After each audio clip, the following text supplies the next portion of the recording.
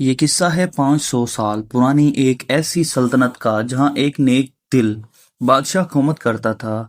سلطان ناصر الدین۔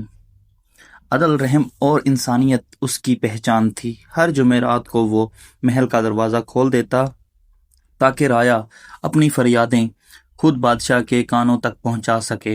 اس دن دربار میں ایک تھکا ہارا پھٹے کپڑوں میں ایک مزدور آیا، چہرے پر مایوسی، ہاتھ لرزش۔ مزدور جہاں پناہ، 7 دن مزدوری کی ہے، دھوپ میں، مٹی میں، اپنے بچوں کی روٹی کے لیے، مگر میرے مالک نے 1 روپے تک نہیں دیا۔ کہتا ہے کون دیکھ رہا ہے؟ بادشاہ خاموش ہو گیا اور آنکھیں بند کر لیں۔ بادشاہ، اگر اس سلطنت میں ایک مزدور کی فریاد بھی نہ سنی جائے تو پھر یہ محل و تخت کیا صرف تماشا ہے؟ دربار میں سرگوشیاں ہونے لگیں۔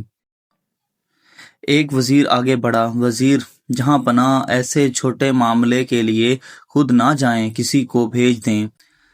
بادشاہ نے نگاہ اٹھا کر کہا، جس دن بادشاہ چھوٹے معاملے کو حقیر سمجھے، اسی دن رایا کے دل سے اس کا رعب ختم ہو جاتا ہے۔ بادشاہ سادہ لباس پہن کر محل سے نکلتا ہے، اپنی تلوار، تاج، لباس سب اتار دیتا ہے اور صرف 2 محافظوں کے ساتھ بازار پہنچتا ہے۔ بادشاہ اس جگہ پہنچتا ہے جہاں مزدور کام کرتا تھا۔ مالک ایک دیوان پر بیٹھا مزے سے حقہ پی رہا تھا۔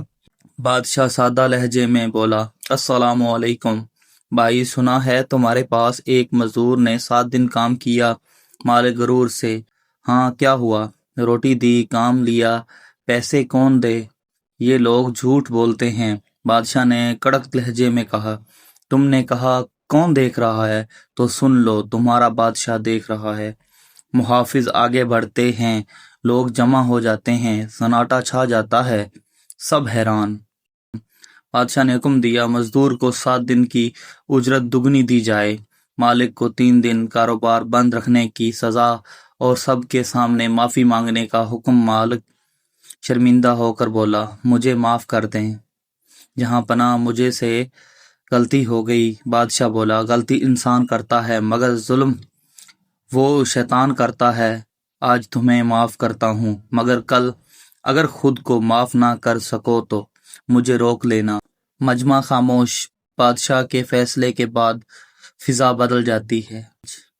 مزدور آنسو بہاتے ہوئے دونوں ہاتھ جوڑتا ہے، جہاں پناہ، آج آپ نے صرف میرا حق واپس نہیں کیا بلکہ میری اولاد کو یقین دیا ہے کہ سچ کبھی مر نہیں سکتا۔ میری جھونپڑی کو محل جیسا سکون مل گیا ہے، میری محنت کو عزت دے دی گئی۔ آپ کا شکر لفظوں میں ممکن نہیں۔ بادشاہ آگے بڑھ کر اس کے کندھے پر ہاتھ رکھتا ہے، یہ میرا فرض تھا، احسان نہیں۔ حکومت کا اصل زیور انصاف ہے اور رایا کا سکون میری سب سے بڑی جیت ہے۔ اگر تم نہ رہو تو میں بادشاہ نہیں، ظالم کہلاؤں گا۔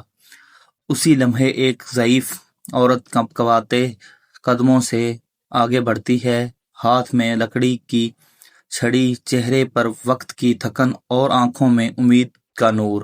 وہ بولی، بیٹا، اللہ نے تجھے تخت تو دیا اور تو نے ہمیں انصاف دیا۔ ہم نے زندگی بھر فیصلے سنے مگر آج دل نے بھی مانا۔ بادشاہ وہی ہے جو دلوں پر راج کرتا ہے۔ وہ اپنے آنسو صاف کرتی ہے اور خاموشی سے پیچھے ہٹ جاتی ہے۔ تبھی ایک جوان مضبوط آواز میں بولا، جہاں پناہ، آپ جیسے بادشاہ کی رایا کبھی کمزور نہیں رہتی۔ اگر ہر حاکم آپ کی طرح سننے والا ہو تو یہ زمین جنت بن جائے گی، جہاں مظلوم دل کھول کر جئیں اور عدل سایہ بن جائے۔ مجمع تالی نہیں بجاتا، صرف خاموش آنکھوں سے دعائیں دیتا ہے، کیونکہ جب عدل بولتا ہے تو آوازیں نہیں، دل بولتے ہیں۔